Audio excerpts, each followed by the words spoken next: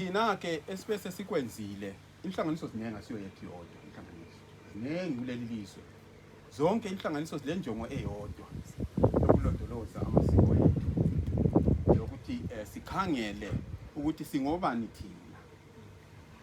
Ngibona owakuqala kumele sizibuze umbuzo othi singobani. Uma singazazi ukuthi singobani sifanana lo mhlambi kaZalusiwe kungayenzeka ukuthi siduhe ngezwe siqanqathe sizwale iganga sidliwe ngamaganyana.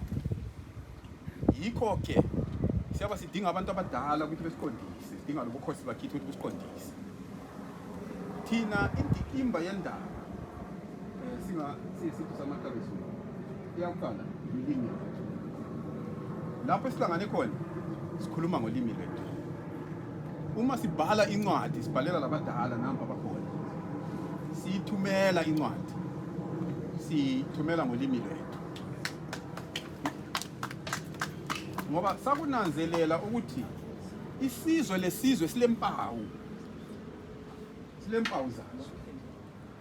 Uphawu lokuqala olesizwe lulimi olukhulunywa leso sizwe kuzoba lophawu lokuthi isizwe siyazi yini imvelaphi yaso. Imvelaphi vele izabuya ngenxa yokuthi kumele kube lolimi, lemvunulo lokudla okudliwa yileso sizwe, lemthetho namasiko aleso sizwe. Lokho yiko sakunanzelelayo ukuthi kuqhakathekile kakhulu. Sase siyenza inhlanganiso okuthiwa isintu samahlabezulu. Lelo gama lavela ekutheni sikhangelele ukulondoloza isintu samahlabezulu ngoba sananzelela ukuthi abantu abethu uma belapha abakhuluma ulimi esilukhulumayo balahlekile kodwa bayakudinga konke lokho. Inkinga yini? Yithi thina abantu abadala siyinkinga thina sonkeni siyinkinga khona ngoba abantu abethu sibayekele bahlanhlatha ngeganga, azizanga sike sikhuzane, azanga sike siqoqane.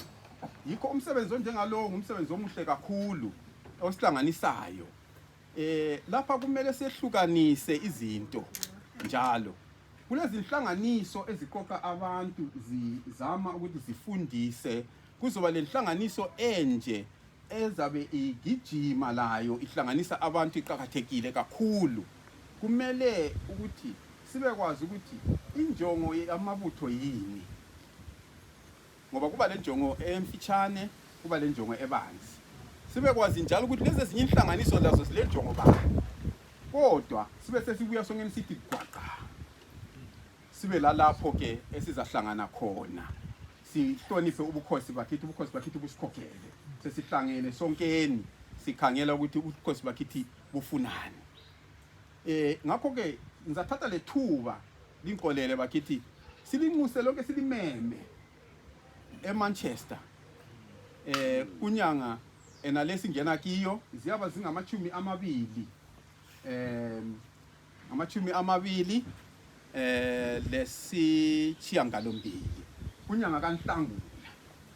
Angazi ke lapho ukuthi abanye bazabakwazi ukuthi inyanga kaNhlangula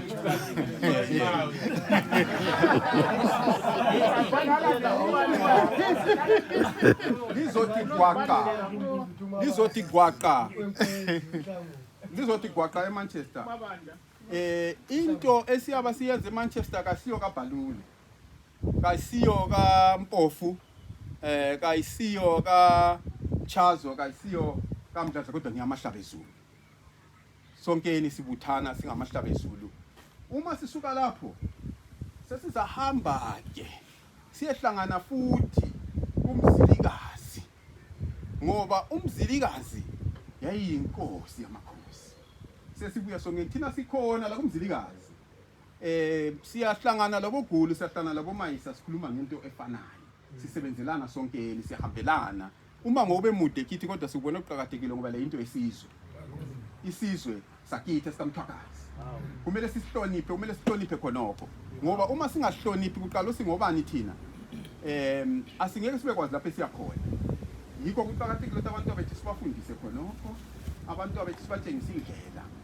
Ngoba mina ngiyathanda ukukhuluma iqiniso. Thina singabantu abakwantu, singabantu bemimoya. Abantu abethu bazasishutshwa imimoya. Sesingasekho thina bazaqonda ngaphi? Sizabathola ezibhedlela zenhlanga. Ngoba ngoba babengasakwazi ukuthi beqonde ngaphi. Uma usuhamba lo mntanakho sesiyafika ekhaya engakwazi ukukhuluma